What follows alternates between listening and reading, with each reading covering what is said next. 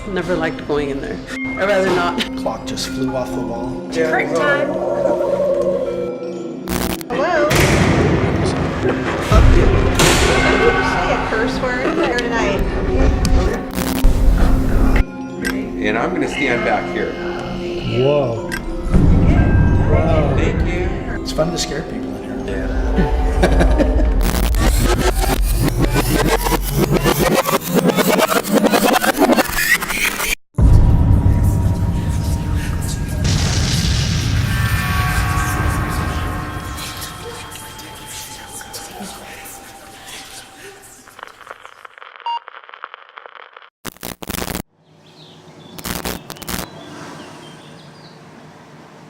Tucked away in a quiet residential neighborhood within California's Silicon Valley is the Veterans Memorial Senior Center that could not be any less suspicious. This contemporary ranch-style building was completed in 1956 to commemorate the veterans of World War II. Today, it's home to a 300-seat movie theater that locals believe is haunted. It's this movie theater that has drawn in much speculation. It's this movie theater that's the focus of our next investigation.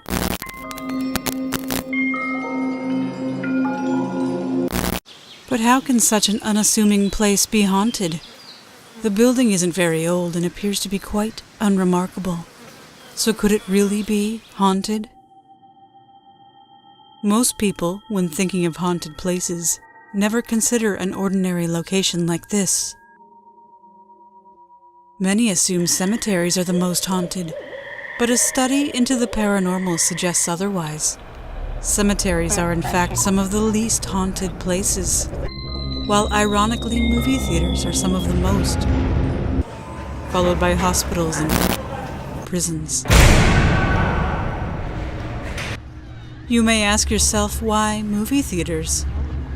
One theory suggests high levels of environmental energy combined with human emotions can somehow imprint itself onto a specific location. Movies are known to elicit an array of increased emotions, intensifying this energy and over time adding up to the point where a manifestation can occur.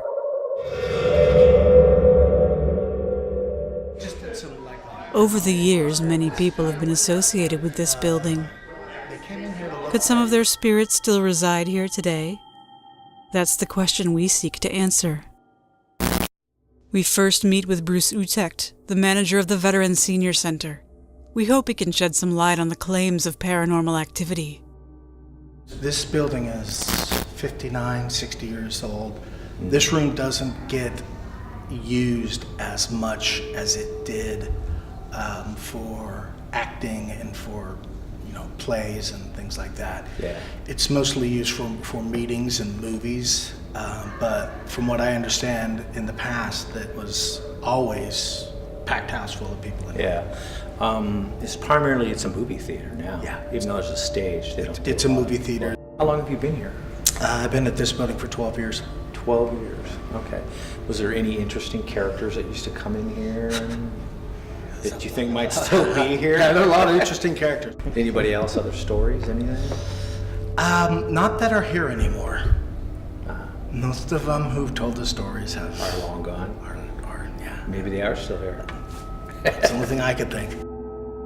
He claims others with similar paranormal experiences in this theater are no longer with us, leaving Bruce to question alone. When you walk in, you could just kind of Tell that there's, I don't know. There's kind of like there's a feel to it. Just there's a an feel. energy here that's kind of. Yeah. One time when we came in here, nobody had been in the building, and we went back and there was a whole bunch of burnt matches that they weren't warm or they hadn't just been burned, but they'd been back there and nobody knew why they were back there. The only weird thing, and that was out on the front of the theater, we were all sitting there and there was a clock. I don't think it's still up there, but there was a clock up there. We were just folding napkins, getting silverware ready for an event the next day, and all of a sudden the clock just flew off the wall and literally hit the ground and broke and just almost shattered, and so we kind of just that's looked at each right other. out here? Right outside the front door there. Huh. We'll have to check that out. It's clear that 12 years of service here has given Bruce the special privilege of collecting a variety of interesting, if not supernatural, experiences. So this clock up here. With the clock firmly fastened to the wall, there are no clear indications of how it could have been tossed from one end of the room to the other with nobody else present. And the clock literally just went flying off the wall and shut. But can his claims of mysteriously burnt matches and clocks being thrown across the room be substantiated? We are determined to find out. After speaking with several employees, one person was willing to talk with us about their paranormal experiences in the building. Ana Carlos teaches cooking here at night for the special needs program, and her testimony that follows unnerves us. When I first started working here, I just never liked going in there. Like the minute you open the door to go in there, you feel something, and you don't know what, but it's like somebody's watching or somebody's staring at you or following you. Even when you just walk in the theater, you start feeling like somebody's following you right behind you. And I've had to go in there a couple times myself, but it's like, I'd rather not. I do the chef club at night with the special needs program. And so one night we were here, Maris was actually out in the hallway, because normally when the kids pick up, they pick up there. And so I was in the kitchen and I kind of looked over and I seen somebody tall, pretty tall, thin built, had a hat, some sort of hat or baseball hat on, kind of walk in. And so when I came out to see who it was, because I think everybody was picked up by then, I asked Maris, did you see somebody? And she's like, no, nobody came in. And I was like, well, somebody came in because I just saw somebody. It was a guy, tall, skinny guy. Not, thin built, but he was pretty tall. He had some sort of hat on. And she's like, no. I was like, okay, that was kind of strange. So then I go back in the kitchen, but I was like, it just stayed in my mind because I was like, I know I saw somebody. But there was nobody there, right? But there was nobody there. Yeah. When I came out to look, there was nobody. And that's why I asked her, did they come in? Like, did they go into the theater or something, And she's like, no, nobody came in. Nobody came in Nobody. at all? Yeah. And that was kind of strange for me. I was like, oh. I was like, okay. One time, also at night after Chef Club, I was closing up, making sure everything was closed. And there's that one picture frame on the wall, the one with the chef, that kind of flew diagonally. And it like fell, and I was like, it can't, if it falls straight Right, it down just or like falls off. right there. Yeah. But not diagonally. So that time I got freaked out and I left. After so many strange occurrences, Ana has confessed there are nights where she hesitates walking through the building alone. Several employees have witnessed items flying off the wall when no one else is present. Could there be a spirit here attempting to communicate from the other side?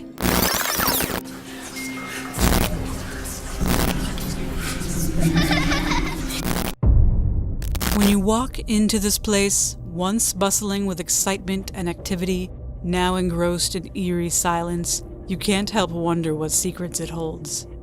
Tonight we endeavor to find out. We set up our equipment in the theater in hopes of capturing any paranormal occurrences.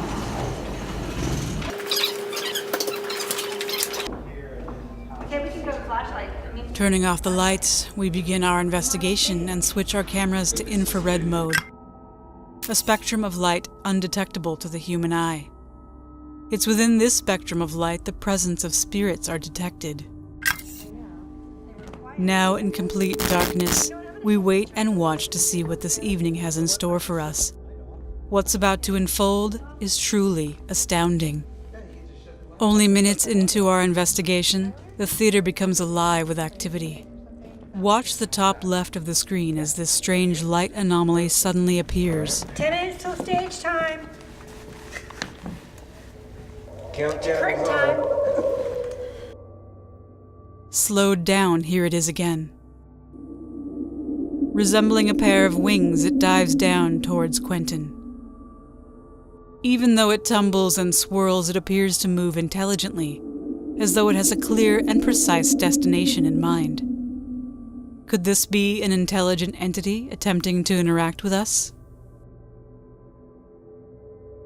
It appears this location does harbor ghostly secrets, then it wouldn't take long before we uncover the true extent of what or who is haunting this theater.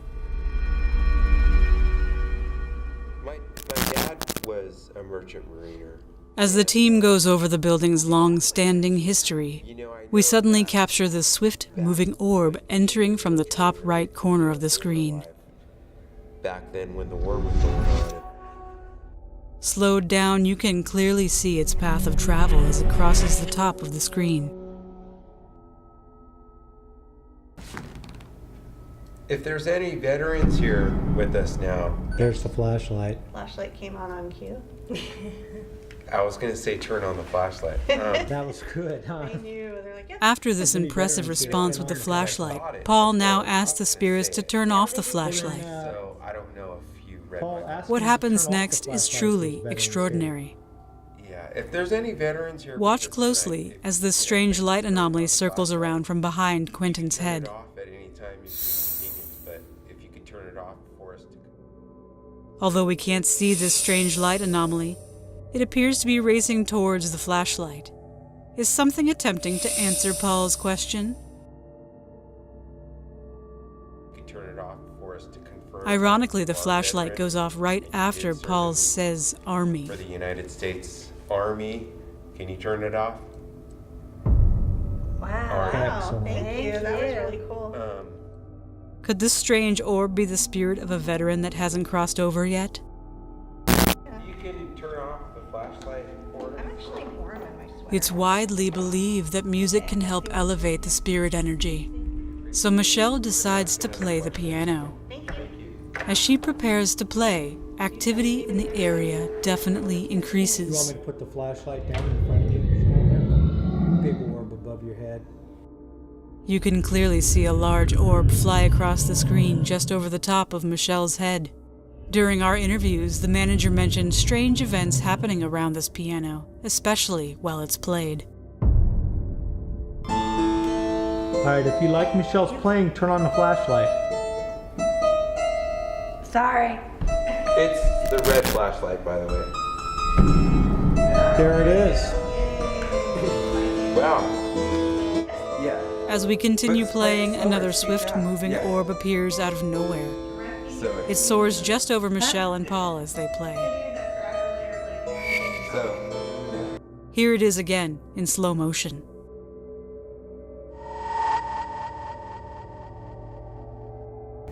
That's all I got Yeah. for you. okay, well, You that's got fine. anything else? Can't remember anything. There's another one.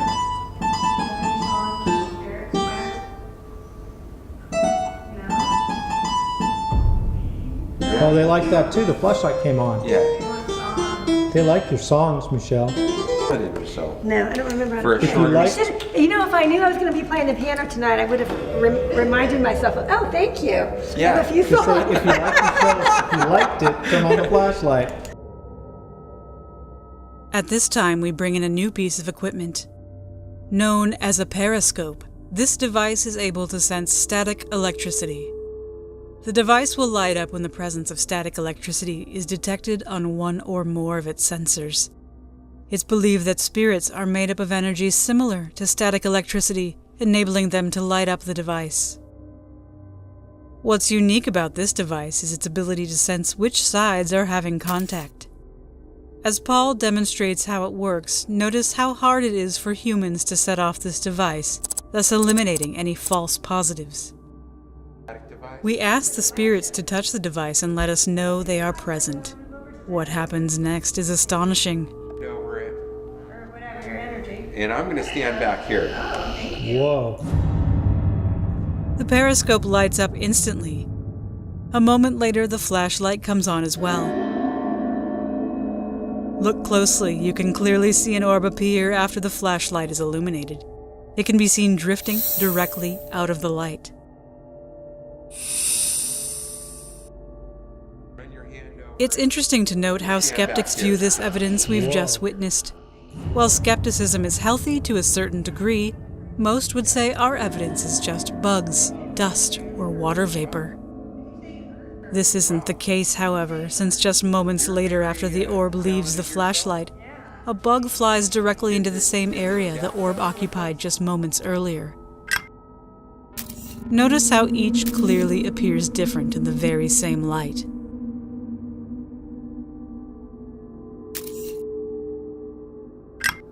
You know, I just got an orb drifting away from the After flashlight. clearly establishing that this theater is in fact experiencing paranormal activity, we try to establish who it is we're speaking to.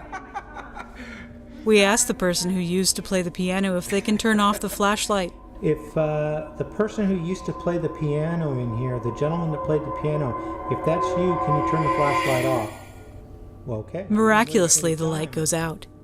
Were you a veteran? Turn it on. But when we ask if the spirit was a veteran, the light remains off. You were a veteran. I don't remember if you were a veteran or not. Not a veteran. I can tell they really like the entertainment portion of it. That's why they're in here. That's why I was saying if you play... We then ask them to touch the periscope again if they're not a veteran. Just then the flashlight once again is illuminated. If you're not a veteran, I guess, go ahead and touch the little round device, not the flashlight. No, not the flashlight. Seems even in the spirit world things can be confusing. The other one. It appears the spirits are opening up. Just after Michelle asks a question, we capture what appears to be an intelligent EVP, or electronic voice phenomenon. Listen closely as a faint male voice answers her. Piano player, man, could you play the piano? It's off right now, so if you could actually play that piano, we would know.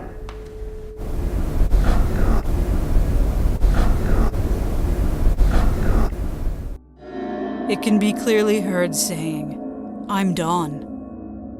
Is Dawn the one who used to play this piano? Is this the same spirit who continues switching off and on our flashlights? They said, you know what they said? They said, play us another song and I'll do it. Yeah. Yeah, see? They want another song. If you want Paul to stop playing the piano, can you make sure that rainbow light on?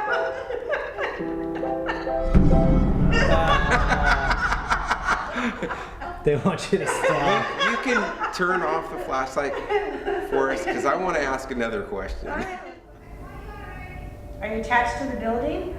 Or something in the building?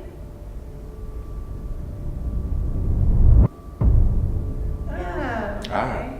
Oddly, just after the flashlight is illuminated, an orb can be seen drifting past the light, I wonder what followed it by could be. another orb leaving the flashlight. Are you attached to an object? Let's wait for her to turn off the flashlight. This evidence aids in proving that there really are intelligent spirits attempting to communicate with us. Turn it off if it was a favorite seat. Good question, Quinn. Did you sit in the far back left-hand side? Wow. Yes. Probably what I thought. Interesting. We move to a different room to continue our investigation. This time, however, Michelle uses a pendulum and asks whether it works or not.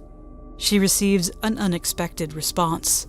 Does this pendulum really work?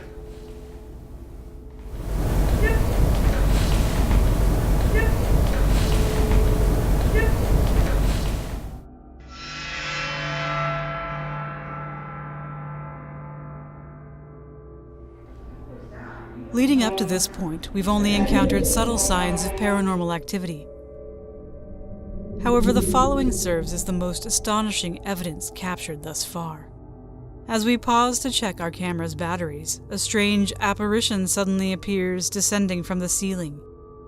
It moves with great speed before vanishing just as quickly. But upon further review, there's much more here than originally thought or seen.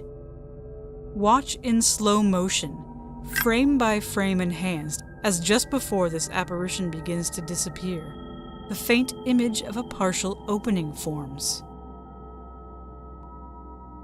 As the rest of this apparition passes through the center of this opening, it begins to vanish. It's as if this opening serves as some sort of portal or doorway to another dimension. After reviewing this evidence, we pose these questions. Could this really be a portal of sorts? A passage to another dimension? Is this how these entities enter and exit this world? If so, this compelling evidence would substantiate the portal theory and explain how they seem to mysteriously appear and disappear from nowhere.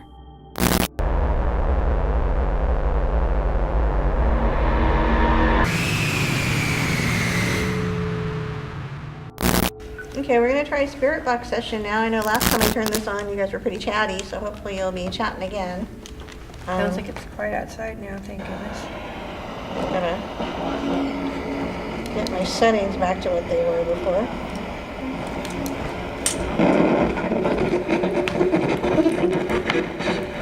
Hi, everybody.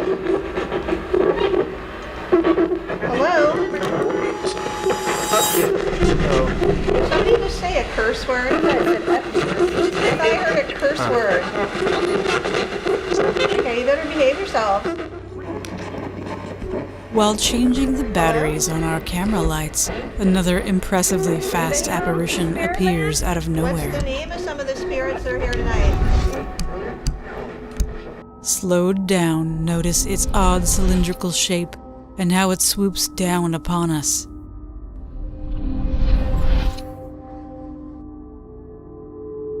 Seconds later, another orb dives down behind Quentin's head.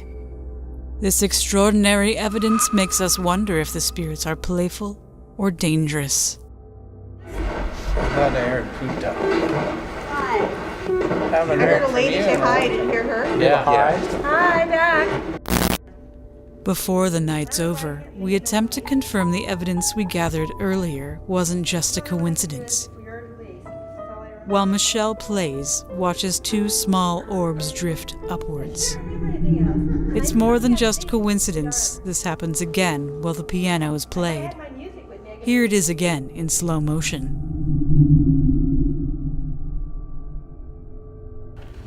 And for any remaining skeptics, we play a song one last time and it doesn't disappoint.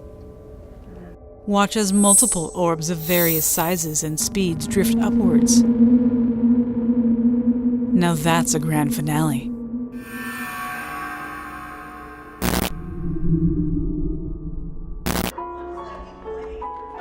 It appears an ordinary building like the Veterans Memorial Senior Center does hold secrets, and some were revealed tonight.